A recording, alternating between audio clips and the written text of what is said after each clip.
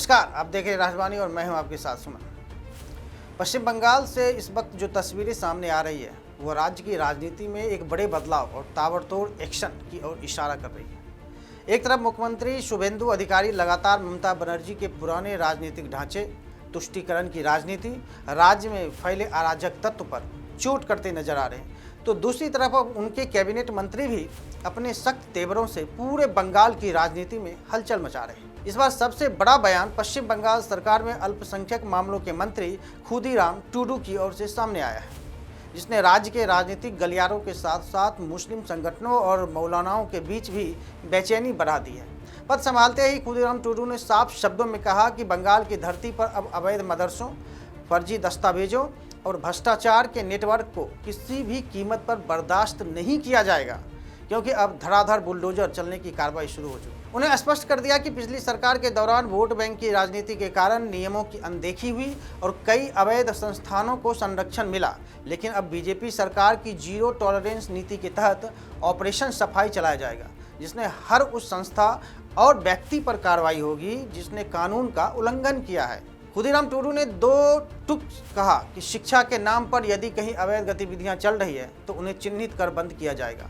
बिना मान्यता वाले मदरसों को लेकर सरकार गंभीर रुख अपना चुकी है और ऐसे संस्थानों पर बुलडोजर कार्रवाई तक की चेतावनी दी गई है।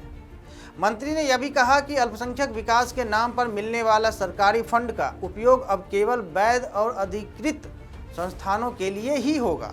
यानी साफ है कि अब बंगाल में मदरसा शिक्षा बोर्ड और अल्पसंख्यक विभाग में जवाबदेही तय की जाएगी और भ्रष्टाचार के खिलाफ निर्णायक लड़ाई लड़ी जाएगी। लेकिन मामला केवल मदरसों तक सीमित नहीं है। खुदीराम टूडू ने आदिवासी समाज और एसटी प्रमाण पत्रों में कथित फर्जीवाड़े को लेकर भी बड़ा हमला बोला है। उन्होंने आरोप लगाया कि पूर्ववर्ती सरकार में राजनीतिक लाभ के लिए बड़े पैमाने पर फर्जी एसटी सर्टिफिकेट बांटे गए, जिससे वास्तविक हकदारों के अधिकारों पर डाका पड़ा। मंत्री ने चेतावनी दी है कि अब हर प्रमाण पत्र की गहन जांच होगी। यदि किसी ने फर्जी दस्तावेजों के जरिए नौकरी या सरकारी लाभ हासिल किया है तो उसे बाहर का रास्ता दिखा दिया जाएगा। उन्हें साफ शब्दों में कहा कि आदिवासियों को उनका खोया हुआ सम्मान लौटाना सरकार की प्राथमिकता है।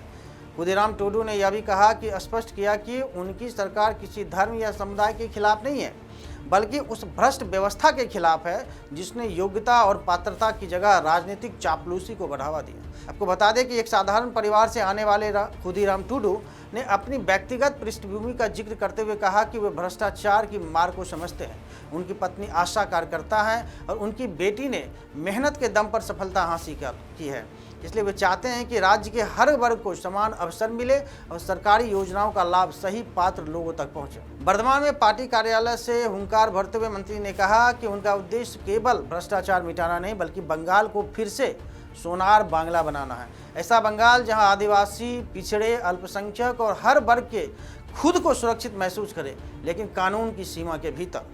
मंत्री के इन बयानों ने ममता बनर्जी के राजनीतिक खेमे में हलचल बढ़ा दी है। वहीं बीजेपी समर्थक इसे योगी मॉडल के तर्ज पर सख्त प्रशासनिक सुधार के रूप में देख रहे हैं। अब बंगाल की राजनीति में यह बहस तेज हो गई है कि क्या यह कार्रवाई वास्तव में अवैध गतिविधियों और भ्रष्टाचार के खिलाफ है, निर्णायक अभियान बनेगी, या फिर इससे राजनीतिक ध्रुवीकरण और बढ़ेगा।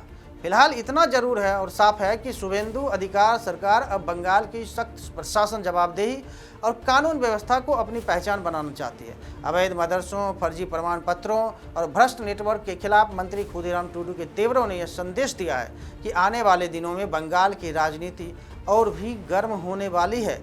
अब देखना दिलचस्प होगा कि इस ऑपरेशन सफाई का असर जमीन पर कितना दिखता है और क्या बंगाल वास्तव में एक नए राजनीतिक और प्रशासनिक दौर से प्रवेश कर चुका है। तो फिलहाल इस खबर में इतना ही। आपकी इस खबर पर क्या राय है हमें कमेंट बॉक्स में जरूर बताएं। तब तक के लिए धन्यवाद।